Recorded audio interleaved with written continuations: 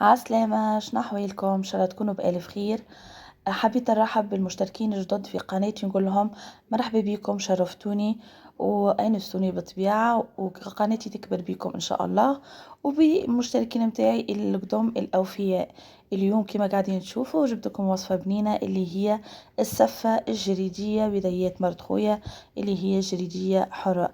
اللي يحب يعرف تفاصيل الفيديو والطريقة، ما عليه كان يدخل الفيديو يشوف باقي التفاصيل وطريقة التحضير وبكل دقة، وشوفها تفصيلة تفصيلة صغيرة.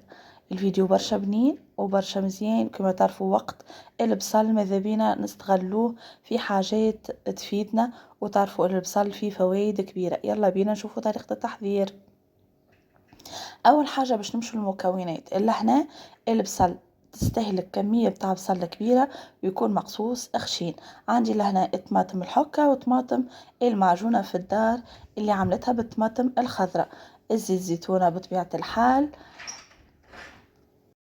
وعندي لهنا الشحم أولية كما تحبوا انتم تستعملوا، تنجموا زاد تستغنوا عليه. عنا الثوم ومع الفلفل الأكحل وقرينات الفلفل الجريدي المعروفين. لهنا سنين الثوم كبار ما همش مهرسين، شوية فلفل مقصوص وشوية طماطم وكسكسي الخشين للسفة، تكون الحبيبات متاعو خشينة. وما ننسوش زادة في المكونات اللفاحات اللي تتمثل في شوية من الكروية، شوية من الملح، شوية من فلفل الزينة، وشوية من التبل الكروية، شوية من الكركم، وشوية من اللفاحات والفلفل هذايا الجريدي الشايح الأحمر اللي يبنن على الآخر.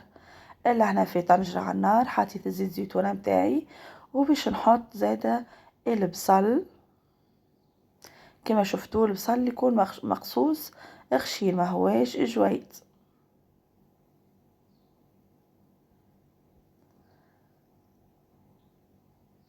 وباش نكمل زادا نحط عليه الطماطم وسنينات الثوم وشوية من هيك الفلفل الأخضر المقصوص،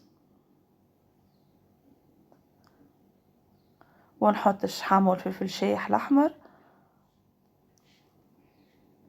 ونخليهم يذبلوا شوية ونرجعوا لهم مرة أخرى. رجعنا لهم بعد ما ذبلوا شوية وسيبوا هاك الماء متاعهم.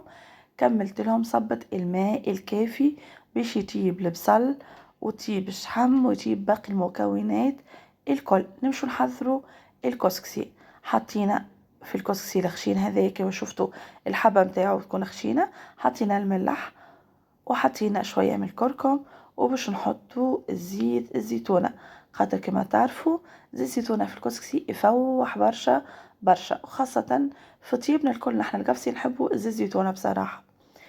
باهي كما تعرفوا السفة الجريدية بريسك هي السفة القفصي، بسسنا مليح الكسكسي متاع السفة متاعنا بالزيت والكركم والملح. توا باش نبدو نغموه بالماء شوية بشوية.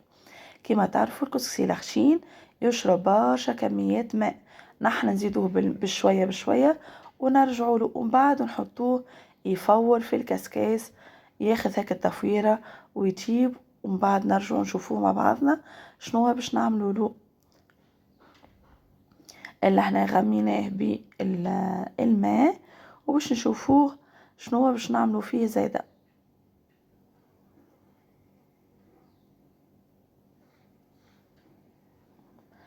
باهي رجعنا له بعد ما شرب هاك الماء. توا باش نحطوه في الكسكاس ونخلوه يفور.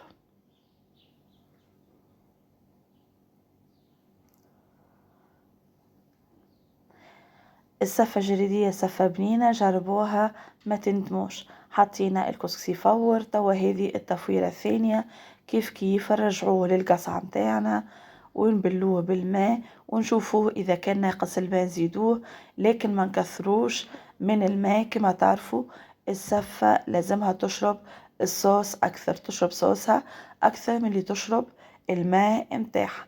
ما نخلوهوش شايح برشا وزادا ما نبلوهوش برشا برشا.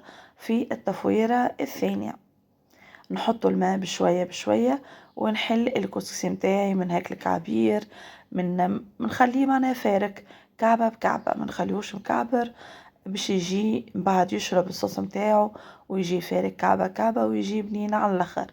السفة الجليدية او السفة القفصية نطيبوها خاصة في فصل الصيف من عاداتنا وتقاليدنا. فصل الصيف خاطر يكثر فيه البصل وحاجات البصل خاطر يقلل من الشمس على الراس. هذاك علاش جدودنا كما تعرفوا منطقتنا سخونة، جدودنا اختاروا الأكلة هذه باش تنقص عليهم أثر السخانة أو الشمس على روسنا. به رجعوا الكسكسي للكسكاس وكيف كيف نحطوا يفور التفويرة الثانية. والتفويرة الثانية هي التفويرة الأخرى بالكل خاطر هو كسكسي ديجا مكسكس. باهي كما قلت لكم راهو كما قلنا السفة هذيك راهي من العادات والتقاليد موجودة عنا في قفصة وفي توزر، لكن ما نعرفش موجودة في باقي الولايات أو لا. باهي حطينا الكسكسي متاعنا في الكسكاس في المقفول يفوروا ونمشي نشوفوا هاك الصوص نشوفوها قريب الطيب. إلا هنا كسكسينا طاب سيي نهبطوه من الكسكاس نبردوه نفركوه ونمشي نجيبو هاك الصوص ونسقوه بالصوص متاعو ونخلطوه مليح مليح. نمزجوه هو الصوص مليح باش تشرب الصوص متاعو. اول حاجه الساعه نفركوه مليح نحو هاك الكعابر منه ونخلوه فارك كعبه بكعبه. الصوص صايي باش طيب باش نحط فيه الثوم وفلفل اكحل وقرينات هاك الفلفل الاخضر الجريدي ونمشو نشوفو الكسكسي متاعنا كيفاش صاي يحضر باش نسقوه بالصوص اللي هي جت صوص عاقدة بنينة. طلعت الزيت متاعها قرت الزيت صايي قريب الطيب. نحط الصوص فوق الكسكسي ونبدو نمزجو فيه لين تدخل الصوص في الكسكسي. حبات الكسكسي يشربوا الصوص بالكدا لكن ما تجيش راوية على الاخر كما الكسكسي العادي يجي شايح شوية لكن الصوص شاربة الكسكسي.